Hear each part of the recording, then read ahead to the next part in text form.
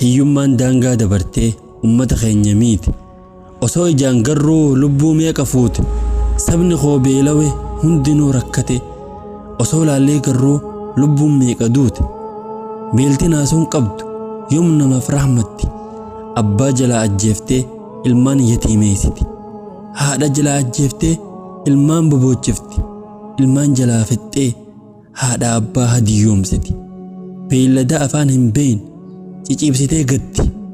yaa rabbi gahee nuuf dirmadhu ati ayyoo beelti ajjeefte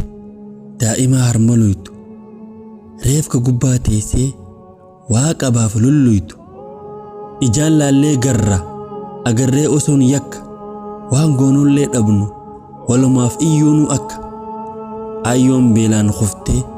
na dhaqqabaa jetti ilmaan hooyaa gudee natti ilaalinaati isiniin ilmaanii qabaa dirmadhaa meenatti gaafaan beelaan du'e naaf hin boohinaati ammuma na dhaqqabaa meenaaf dirmadhaati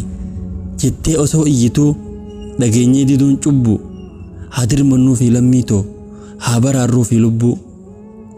saba keetii beelahu ifiif nyaattee quuftaa deeqqifattee ciiftee usteetuma laaltaa meenaa fi miyaaboo gammachuus si qabaa sabni osoo si qabuu beelaan lubbuu dhabaa lakkii kuni cubbuu rabbiinuu ni jibba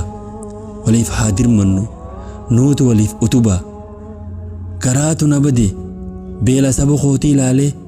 maaliif dirmannaa dhaba Harargee Booranaa fi Baale jijjiirama qilleensaatiin hongeen daangaa dabartee beelti jumlaan fixxe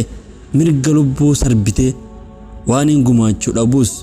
sagalee tiyyaan hiixadhee iyyeen iyya dabarsa baaf dhiyaatti lallabadhee Oromoon keessaaf alaa ka'aa wal kakaasa ummata beelaan dhumaa jiru dirmadhaa rakkoo baasa osoo dhageessuun usin osoo gartuun didin